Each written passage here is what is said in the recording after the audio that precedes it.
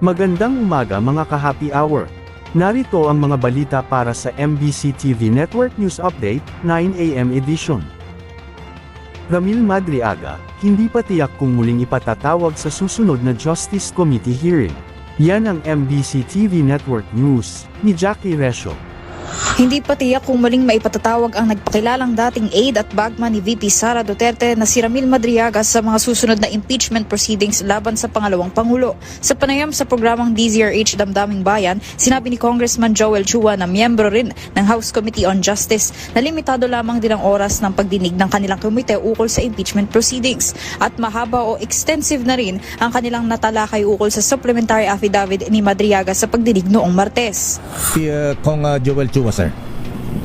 Sa ngayon po, wala pa pong pahiwatig na siya po ay haharap unless meron pong mga miyembro na magnanais ng additional hearing para po kay Ramil Madriaga. But insofar as we are concerned, medyo extensive na po yung mga naging discussion. Kasi uulitin ko po, limited lang naman po yung aming pagtatanong, limited lang kami sa clarificatory question. Paglilinaw din ni Chua, bukod sa oras, limitado lamang din sila sa clarificatory questions o maaari lamang silang magtanong na patungkol sa sinumpaang salaysay ni Madriaga.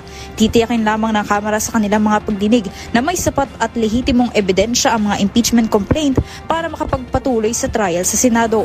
At kami po kasi ay limited lamang ang line of questioning namin sa clarificatory questions. Kung ano lamang po nakalahad sa kanyang affidavit, yun lamang po ang aming pwedeng tanongin. Hindi po kami po pwede magtanong ng mga iba pang tanong bukod po sa clarificatory question.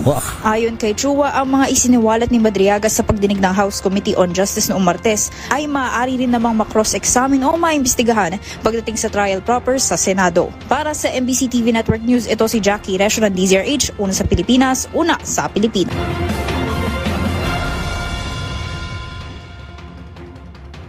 Sa Showbiz Spotted, SB19 hinimok ang fans na magpakita ng kabaitan sa gitna ng fandom wars. Sa gitna ng patuloy na pag-usbong ng fandom wars sa music industry, binigyang diin ng P-pop supergroup SB19 ang kahalagahan ng respeto, kabaitan, at maayos na diskurso sa pagitan ng mga tagahanga. Sa isang media conference kasama ang Japanese boy group The First, sinabi ng miyembrong si Ken na hindi na nila kontrolado ang mga negatibong komento online, ngunit nanawagan siya ng spread love at pag-iwas sa masasakit na salita. Giit niya, mahalagang isaalang-alang ang epekto ng mga sinasabi dahil maaaring makasakit ang mga ito, at mas magiging maganda ang mundo kung mananaig ang kabaitan.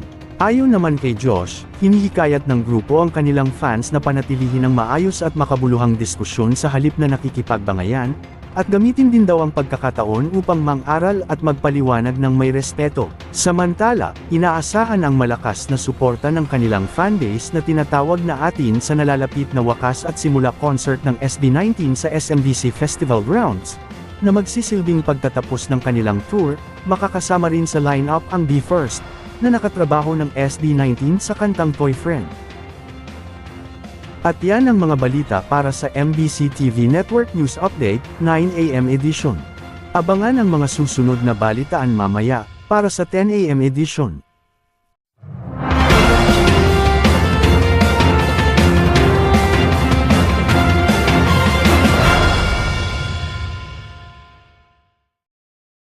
Mga ka-happy hour, kung gusto mong manood ang mga balita sa MBC TV Network News Update, mag-subscribe sa aming YouTube channel, i-like ang aming Facebook page, at i-follow sa aming TikTok account.